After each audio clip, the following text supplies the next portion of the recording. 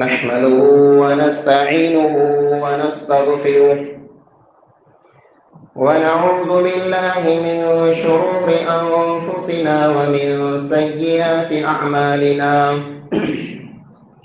من يهده الله فلا مضل له ومن يضلل فلا هادي له، وأشهد أن لا إله إلا الله وحده لا شريك له، وأشهد أن محمدا عبده ورسوله.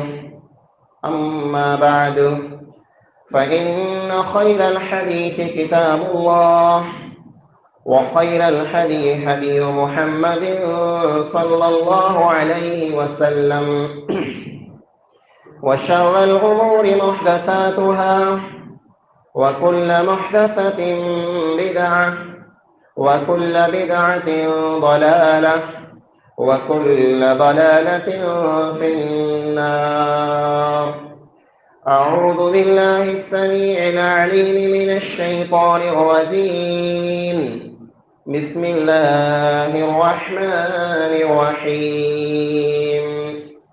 قاف والقرآن المجيد، بل عجبوا أن جاءهم منذر منهم فقال الكافرون هذا شيء عجيب. أإذا متنا وكنا ترابا ذلك رجع بعيد. قد علمنا ما تنقص الأرض منهم وعندنا كتاب حفيظ.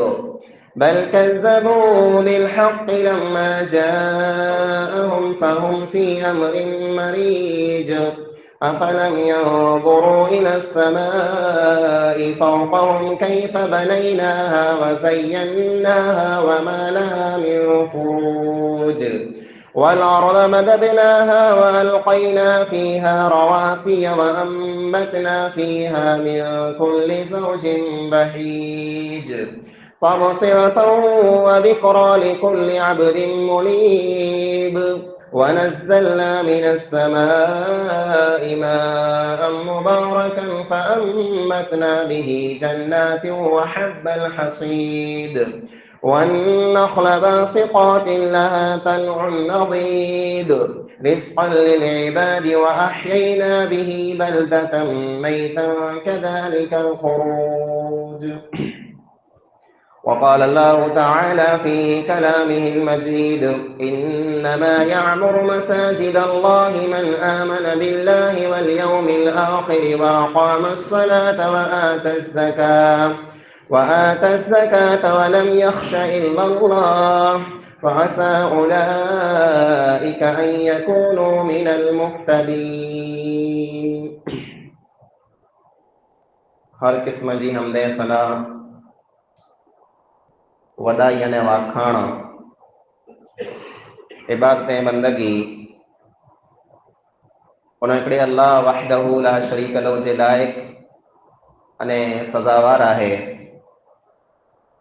जेको अल्लाह कुल कायनात जो तन्हा ख़ालिक, ज़मीन अने आसमान जो अकेलो मालिक आहे। अल्लाह ताला जी मुख़्तसर हमद खां बाद बेशुमार लातादाद दुरूद ऐं सलाम नाज़िल थिए।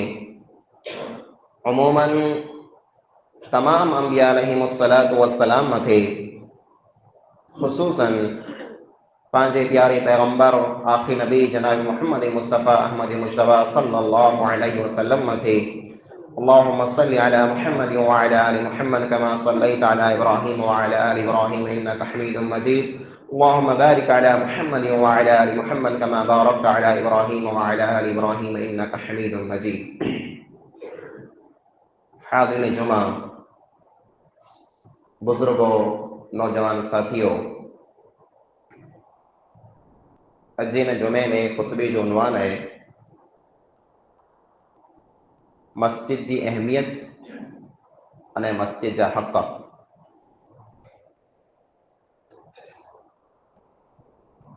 मस्जिद हिन धरती मथे, हिन ज़मीन मथे उहा जगह है जो को अल्लाह रब्बुल आलमीन के मिणी कता वधारे पसंद है। मस्जिद मुसलमान की पहचान है। मस्जिद मुसलमान बस्ती मुसलमान इलाके जो सिंगार है। जै हंध मथे मस्जिद वेती उन इलाके के उन बस्ती के अल्लाह रब्बुल आलमीन की तरफ खां रहमतों अने बरकतों नसीब थिए थी। मस्जिद के ऊ माण्हू तामीर कई था, ऊ बनाइए था जैंजी दिल में ईमान वे तो, जो को सच्चा ने पक्का मुसलमान वे था। इन वस्तु की गवाही अल्लाह रब्बुल आलमीन सूरत तौबा की आयत नंबर 11 में ॾिने, इन्नमा यअमुरु मसाजिद अल्लाहि मन आमन बिल्लाहि वल यौमिल आखिर। यकीनन मस्जिदों ऊ माण्हू तामीर कंदा, मस्जिदों ऊ माण्हू बनाईंदा जंहिंजो अल्लाह ताला मथे अने आखिरत जे ॾींहं मथे ईमान है। ईमान है वो अल्लाह ताला ॿई सिफ़त बयान करें, व अक़ामस्सलाह, जो को नमाज कायम कइए था, नमाज पढ़े था। व आतज़्ज़का, ज़कात दिए था। वलम यख्शा इल्लल्लाह, वो द्रजेता तो सिर्फ अल्लाह नु द्रजेता।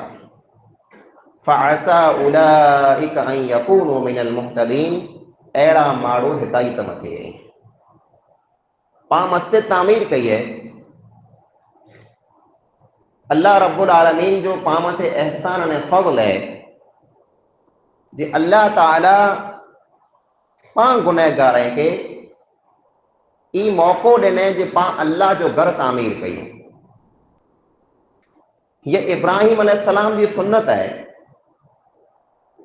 ऊ बैतुल्ला, ऊ काबो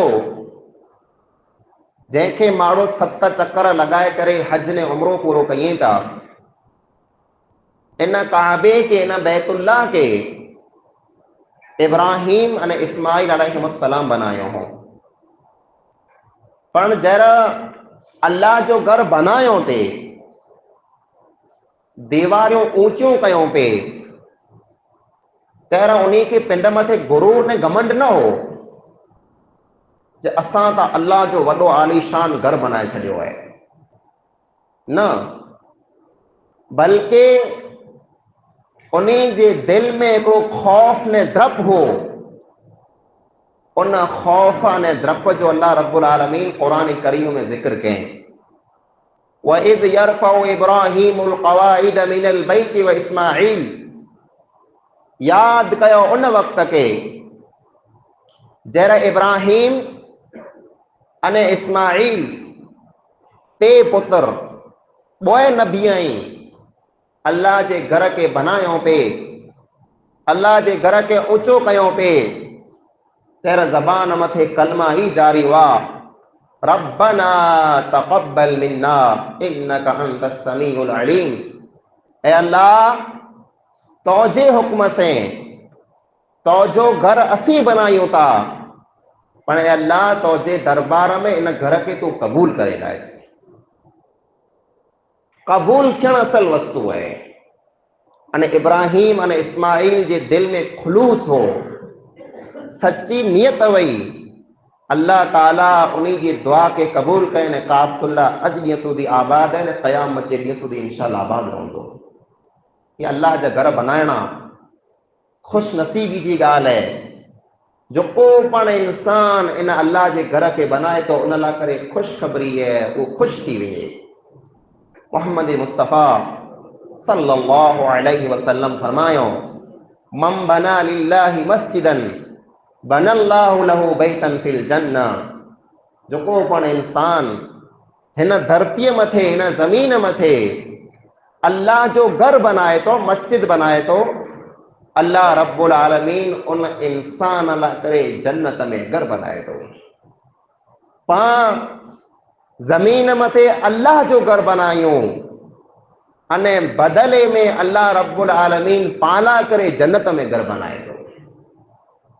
रुगो एतिरो न, वॾी ख़ुशख़बरी इन कथा पण वॾी ख़ुशख़बरी। नबी मोहतरम सल्लल्लाहु अलैहि वसल्लम फरमायो, मम बना लिल्लाहि मस्जिदन का मफहस क़तातिन बनल्लाहु लहू बैतन फिल जन्ना। जो को पण इंसान मस्जिद बनाए, अल्लाह जो घर बनाए, अने पखीअ जे घोंसले जेतिरो बनाए। पखीअ जो जायरो केतिरो मामूली वे, एतिरो अल्लाह जो घर बनाए। इन से मुराद ई है जे अल्लाह जो घर बने पियो हिकिड़े पखीअ जे घोंसले जेतिरो, पखीअ जे जायरे जेतिरो को इंसान जेकॾहिं ॾे थो, हिकिड़ो बिलोक ॾेई ॾिने, हिकिड़ी इट ॾेई ॾिने, हिकिड़ो बल्ब लॻाए छॾे, हिकिड़ो पखो ॾेई ॾिने, जेकी पण थी सघियो अल्लाह जे घर में कंहिं इंसान जेकॾहिं क़ुर्बानी ॾिनी, उन इंसान लाइ करे इहा ख़ुशख़बरी है जे अल्लाह ताला अहिड़े इंसान लाइ करे जन्नत में घर बनाए थो। पामा जंहिं पण ॾिना, कंहिं 100 ॾिना वे तंहिं भले ने 100 ॾिना वे तंहिं भले, सची नियत से खुलूस से ॾिना आहीं ने जंहिं पण इंसान मेहनत कई है, इंशाअल्लाह अल्लाह ताला में उम्मीद रखूं था जे इन घर जे बदले में अल्लाह ताला पाके जन्नत में घर ॾींदो। मुंहिंजा अज़ीज़ भाइरो, मस्जिद जेको है पंहिंजी मिणीक त वॾी ज़रूरत है। न्यारियो नबी मोहतरम सल्लल्लाहु अलैहि वसल्लम जर मक्के में जा हिजरत करे मदीने के रवाना थिया, वो टाइम कहिड़ो हो, उहा पोजीशन, उहा हालत कहिड़ी हुई, तसवुर कयो। जान बचाए पिंड जी लिकी लिकी लिकी मदीने रवाना थिया। इन हालत में जर बनो सलमा जो हिकिड़ो कबीलो है, उन कबीले वटि वाट में पुॼे था, तर मिणी कथा पहिरीं जेको नबी अकरम सल्लल्लाहु अलैहि वसल्लम अमल कई था, कम कई था, वो ई है जे मस्जिद बनाई था। न त उनटाणे ज़रूरत हुई फौज जी, उनटाणे ज़रूरत हुई माण्हू भेरा करे जी, लश्कर तैयार करे जी, पण न मेणी कथा पहिरीं सफ़र में, अञा मदीने पुगा पण न आई, सफ़र में मेणी कथा पहिरीं मस्जिद बनायो। मस्जिद क़ुबा जेको हजनि उमरे मथे विया हूंदा उन ॾिठो हूंदो, ई नबी अकरम सल्लल्लाहु अलैहि वसल्लम जी सफ़र में ठाहियल मस्जिद है।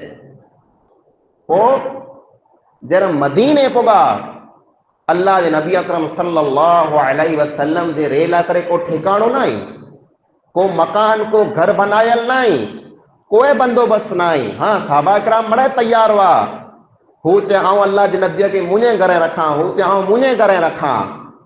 पण रसूल अकरम सल्लल्लाहु अलैहि वसल्लम जर मदीने जी धरती मथे पुॼे था, त मिणी कथा पहिरीं जेको अमल कई था, कम कई था, उही है जे मस्जिद नबवी जी बुनियाद रखें था। कुल्ला एतिरे लाइ करे जे ये मस्जिद जेको है, इहा मोमिन जे दिल जो सुकून है।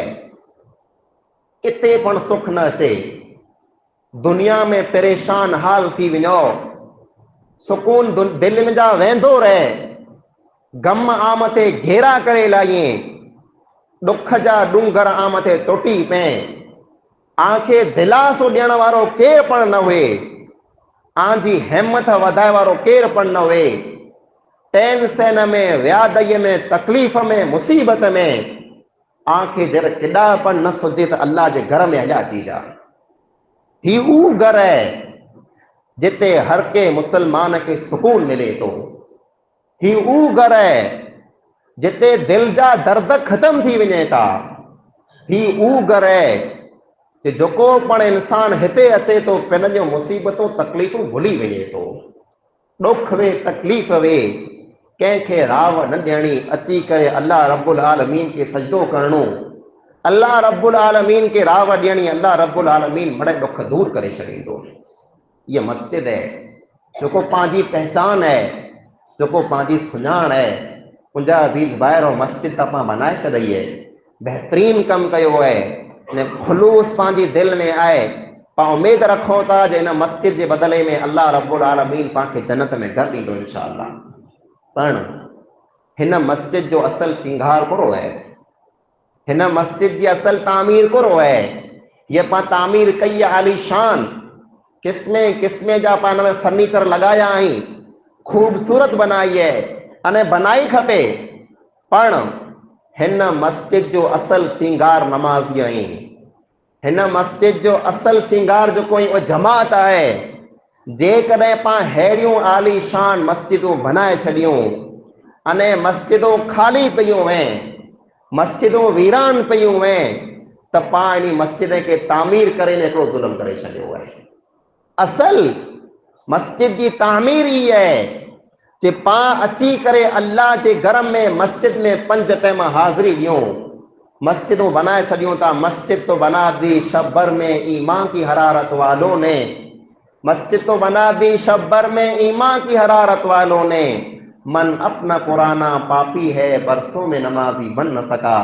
मस्जिद ता ईमान जागियो बनानी एतरे बनानी है, अने चिपके में पा बनाए पण छड़ई, पण मन अञा ऊज पापी है। नमाज में अचो न्यारियों त केरई ऊ 4 दोसर नमाज पढ़े पिया, अने ॿिया जेको आहे बनाए वारा केॾा विया, उहे बनाए वारा बनाए न हलिया विया आहिनि।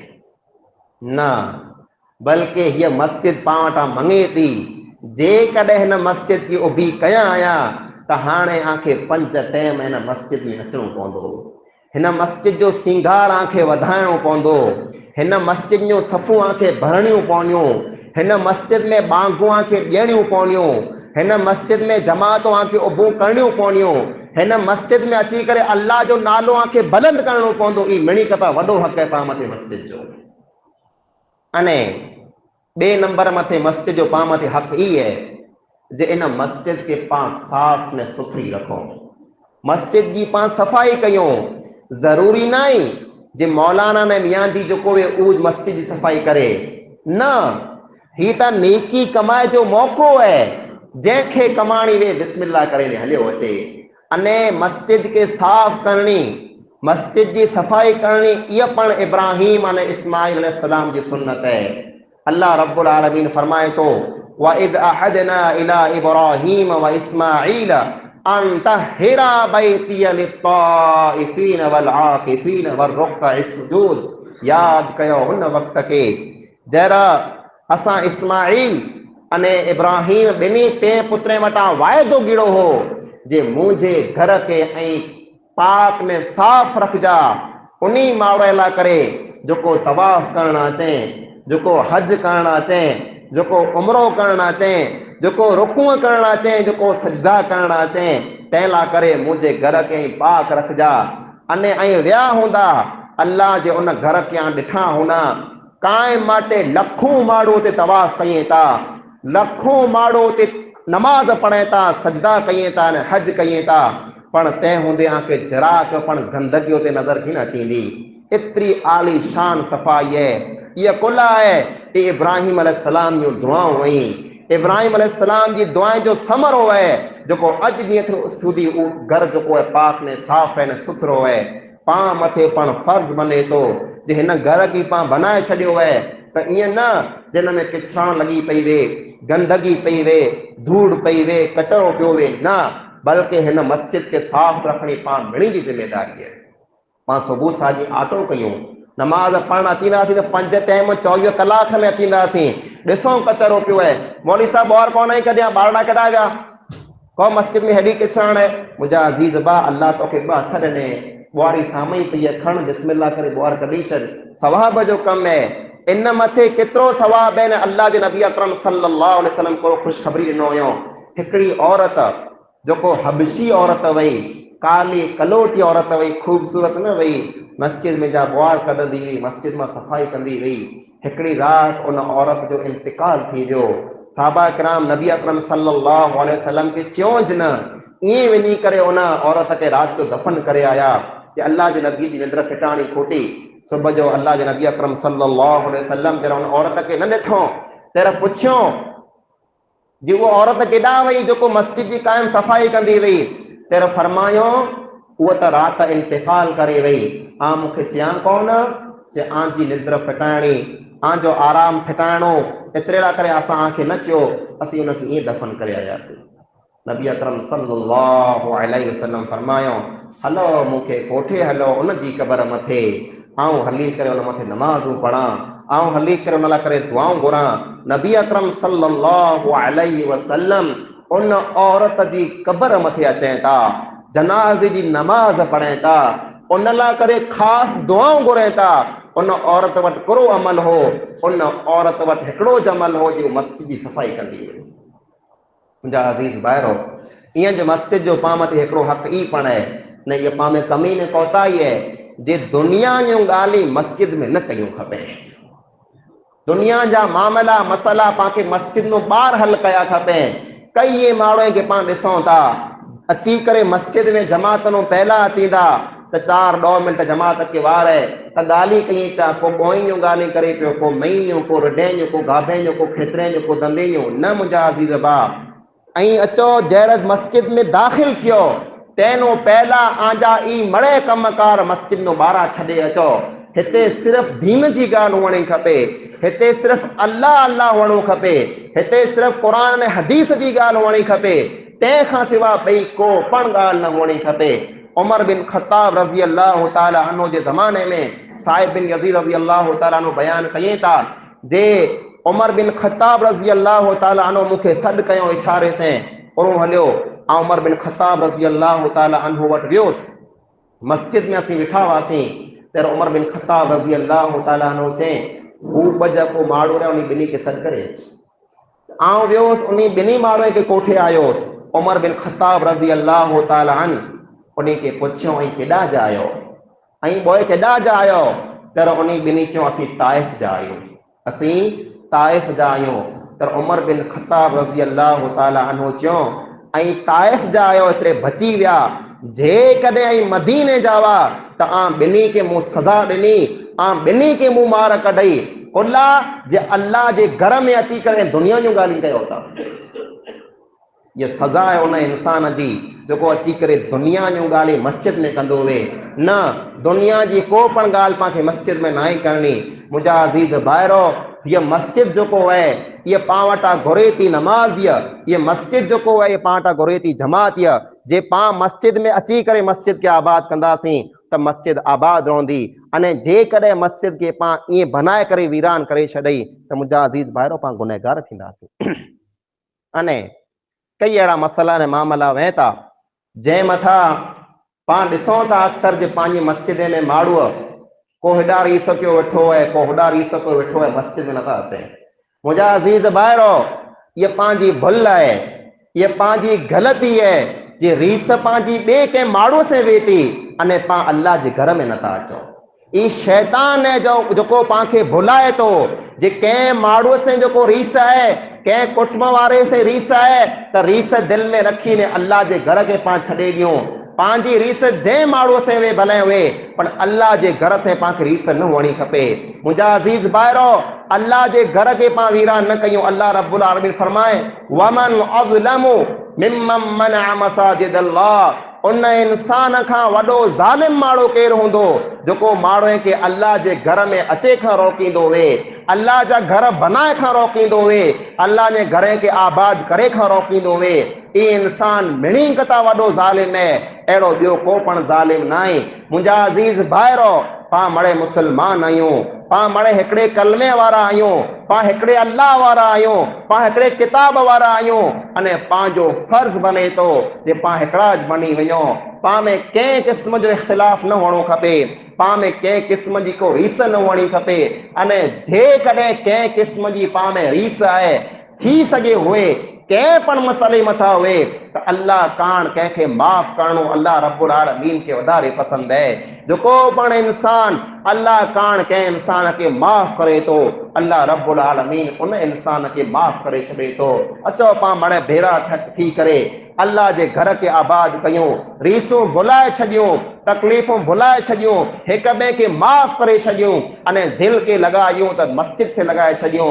अने उन ख़ुशख़बरीअ जा पाण हक़दार बनी वञो जंहिंमें नबी अकरम सल्लल्लाहु अलैहि वसल्लम फरमायो हो बशिरिल मशाहीन फिज़्ज़ुलूमि इलल मसाजिदि बिन्नूरि तामि यौमल क़ियामा।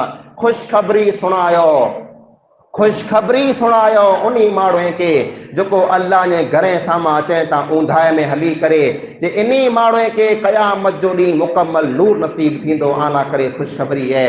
रुगो एतिरो न बल्कि फरमायो सबअतुन युज़िल्लुहुमुल्लाहु फी ज़िल्ली यौम ला ज़िल्ला इल्ला ज़िल्लु। क़यामत जो ॾींहुं 7 क़िस्म जा इंसान अहिड़ा हूंदा, अल्लाह रब्बुल आलमीन उन्हीं 7 क़िस्म जे इंसान खे अर्श जी छांव नसीब कंदो। उन्हीं 7 में जा हिकिड़ो इंसान व रजुलुन क़ल्बुहु मुअल्लकुन बिल मसाजिद, वो इंसान है जंहिंजी दिल जेको है मस्जिद में टंगाई पई है।